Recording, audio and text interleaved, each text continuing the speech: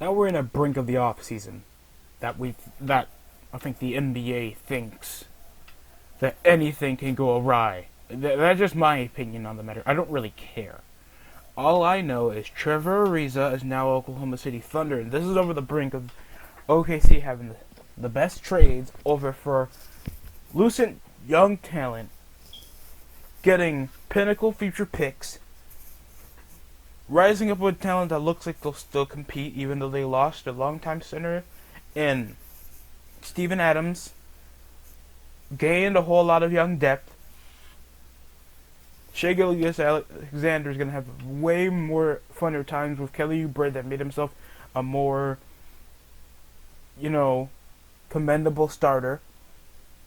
And losing future Hall of Famer Chris Paul over some decent young talent from the Phoenix Suns. So, someone tell me,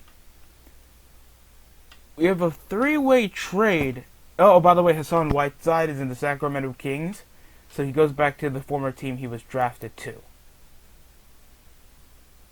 Basic enough. There was also Vince Edwards that I don't know much about. Brian Bowen in a two-way deal. And the Rockets just making signings over bench. Like Bruno Caballero that only had a one-year contract over a club option. So the team knows when to get rid of him or not. Player options the other way around for the player. And, wow, I've been getting a lot of on and off features over this season, especially over Hassan Whiteside, over what he did being a decent piece over Josip Nurkic's injury with of course, his time in Oregon. He put up average stats the last time I checked, and now he's with a one-year contract just the 25th of November.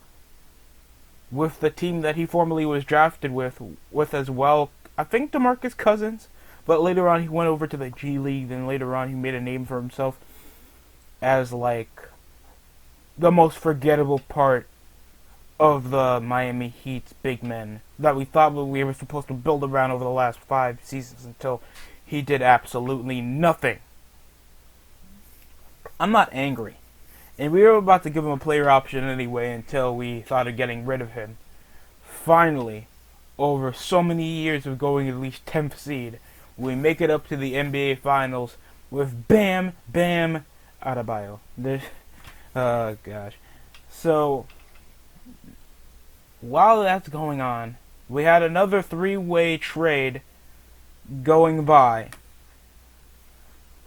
And it's going to be really interesting what I'm going to say. Justin Jackson, James Johnson, DeLon Wright, and Trevor Ariza. Justin Jackson and Trevor Ariza go off from Detroit, and so does Justin Jackson from a bench player from Dallas go off to OKC.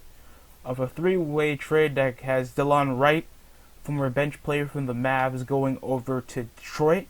And then we have James Johnson going off to Dallas.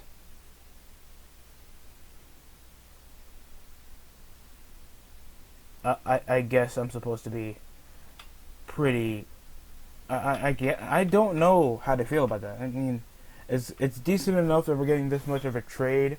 You get a signature 3-and-D defender and a decent a veteran on a primarily.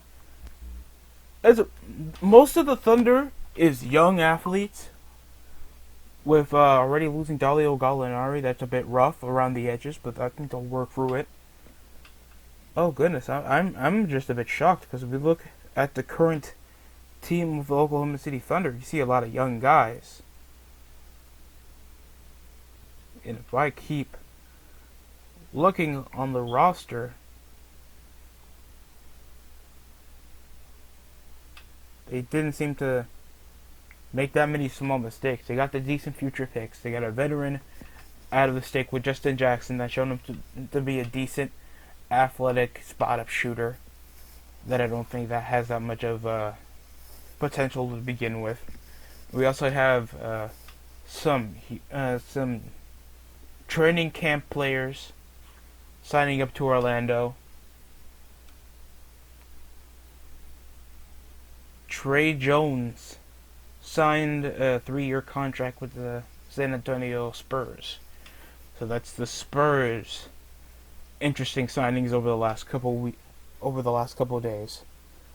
So not only Steven Adams, Chris Paul's gone. They still have Darius Baisley, Travis Ferguson, Adel Nadir's gone, Dante Burton, Danny Green's already gone. They're still hooked up with now they're hooked up with Ty Jerome, Mike Muscala, Humberto Dalio that won the dunk contest. Nerlens Noel is now a New York Knick. I don't think Andre Roberson, that's still a Thunder. And of course the prime guy is obviously going to be Shai Gilgeous-Alexander. And it's a bit tough because I thought he was going to be a exceptional guard for the Clippers.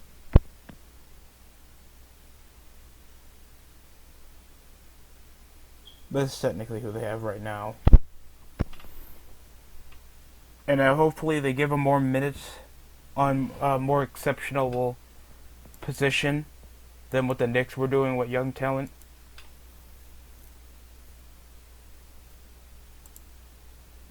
Because we're going to look at some more teams over recent times in go over why in the hell they're garbage. Brooklyn Nets. Over most of the information we have with them.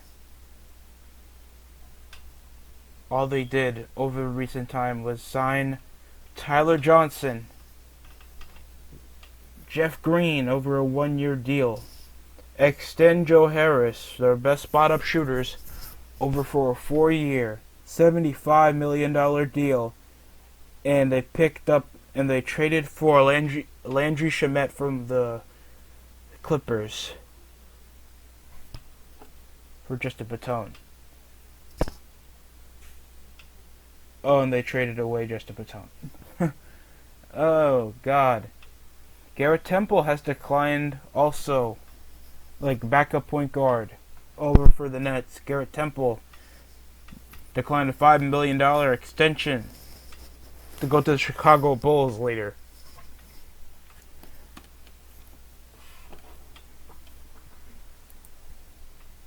What about the Cavaliers?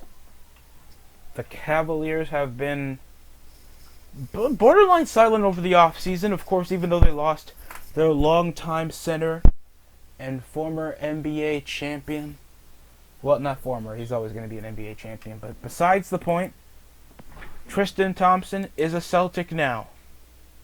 And I have to say that is pretty crazy because we haven't heard so many offseason decisions other than when is Kevin Love leaving. Except you got a primordial rebounder out of Tristan Thompson gone. So they picked up Rashawn Tucker for a 2nd round pick. What? No.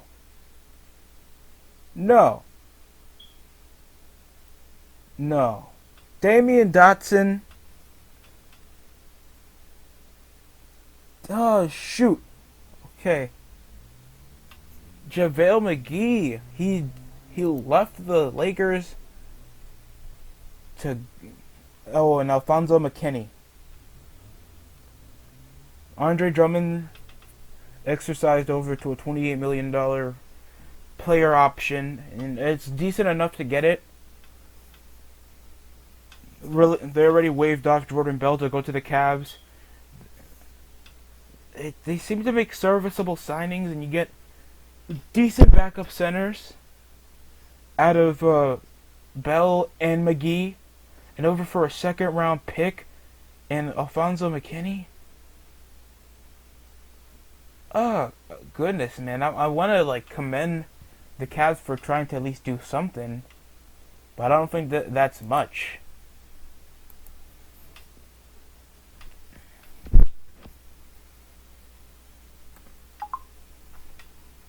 And most of what other stuff we're getting, man. Sorry for the pause. I'm just trying to like think over what are the Cavs like, because no NBA team, barely any team has like a goal in mind whenever they go over the off season. Like, you understand?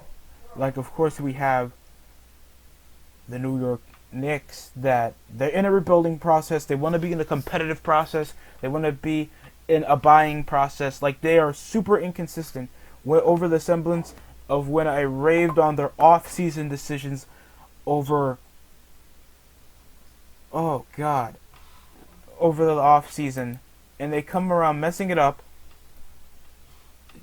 just to, keep their New York reputation of, oh, we're in New York, we're in the Eastern Conference, we're one of the longest basketball clubs, and we're still trash. It's been since '73 since we still won the NBA Finals, and we're still trash.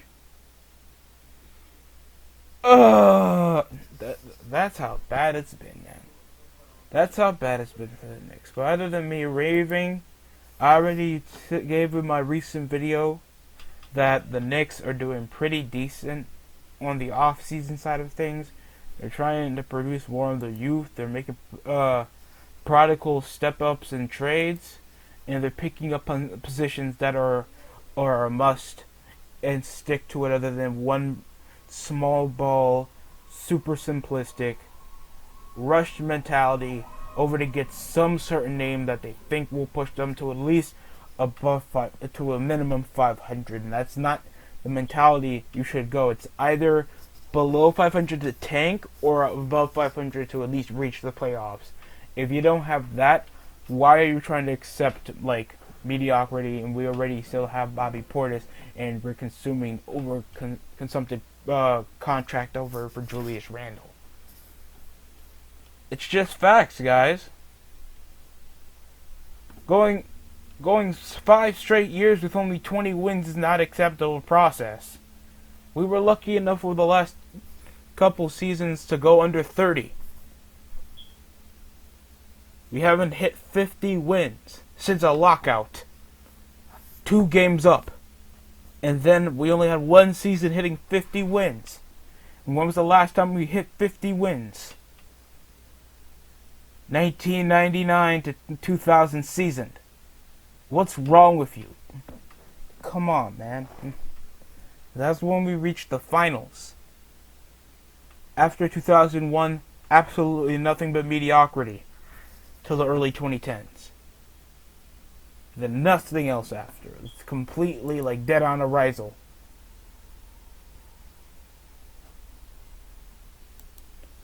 But by God, guys, we'll go over some more updates in just a few seconds. But right now, I gotta process this.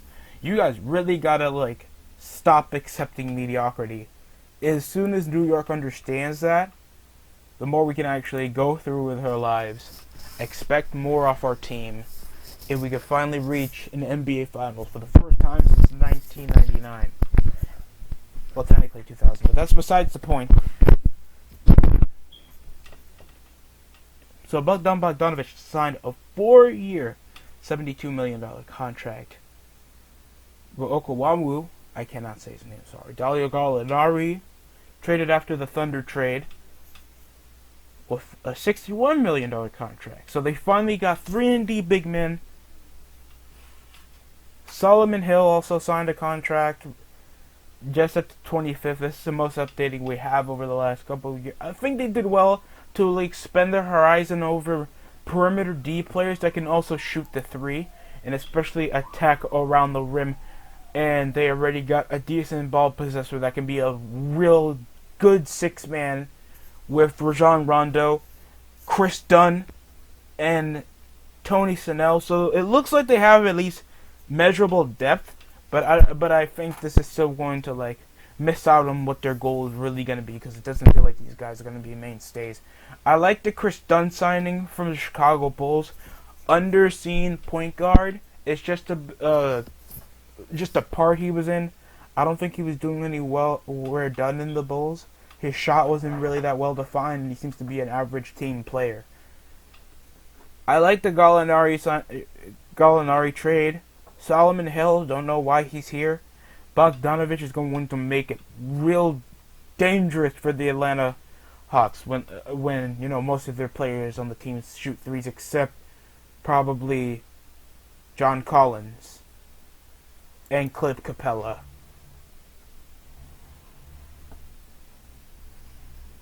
More irrelevant news aside, let's go over some other teams that probably have been quiet over the NBA offseason, and it could be the Portland Trail Blazers, the Toronto Raptors, that haven't been that, been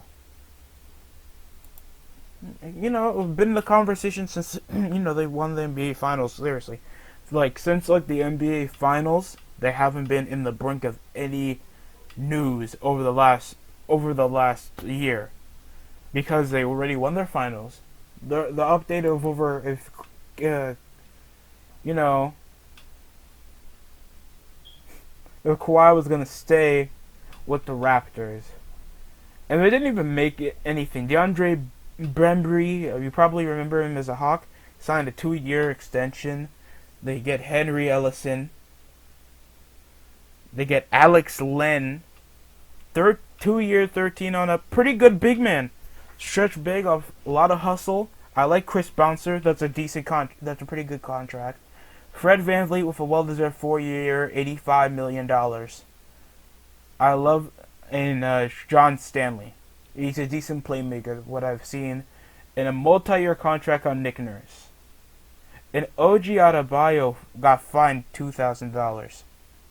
Oh no, this was March. This was still when the season was, I guess, still alive. But still though, good enough to see Nick Nurse get an extension. They pick up on average depth. They got a generic big over to at least Marc Gasol going to the Lakers. So yeah, not that big on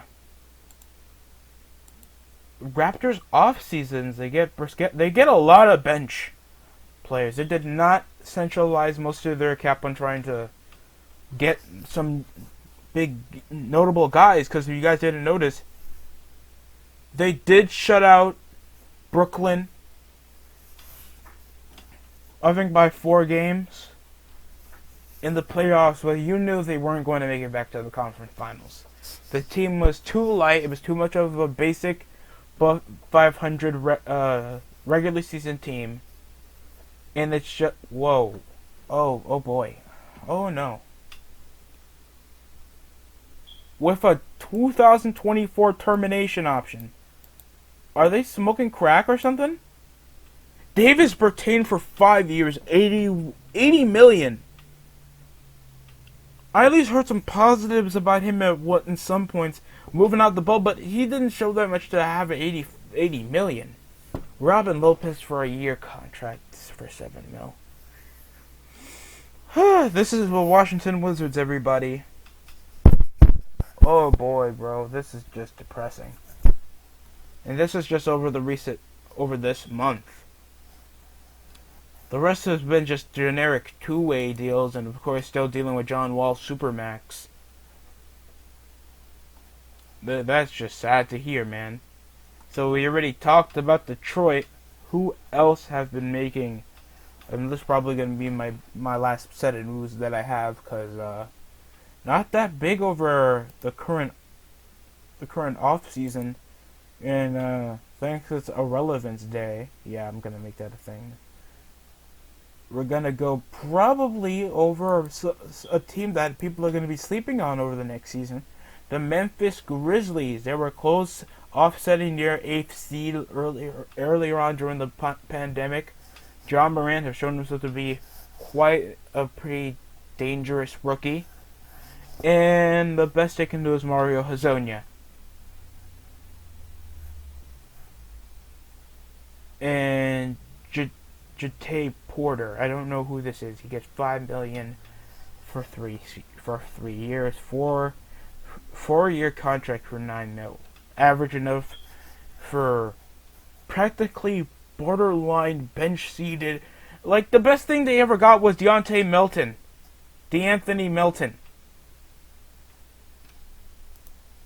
Give me a quick second, man.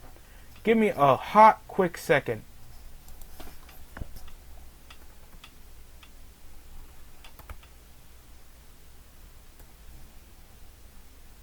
because I don't think even diehard fans know who this guy is.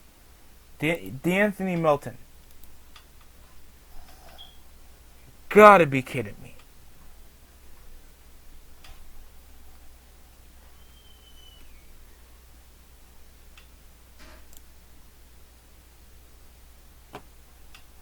So, of course, he plays for the Grizzlies now, and he's coming from a season with the Phoenix Suns, where he at least averaged... He only played 31 games. And he only played 8 games with the Grizzlies, so he was in a trade. He averaged 5 points with a weak 2-point 41% from the 2-point line and 3-point. I understand he's a bench warmer, but he got a pretty average contract for a bench warmer for $34 million for 4 years. That's a bit risque, if I say so. Oh goodness! They also traded Robert Rilford. Okay. Not that much over for Xavier Tillman. No one knows who these guys are, and it costed them also a 2nd-round pick for probably some big men, because they have a lack of depth over the Miami Heat trades they did, and the other trades they made over the recent regular season before the pandemic. So this is a bit lackluster, especially when they have pretty alright talent, last time I've heard. But that's practically all I got for today, folks. I mean, I want to talk more about this, but it's technically all I got. From most of the news that I've been setting up, probably they're going to have their own individual video for a topic, or I might have an unpopular opinion. But coming from all this is all the news that I have for you. Thanks for watching. Hopefully you subscribe to get more content. That's it for me.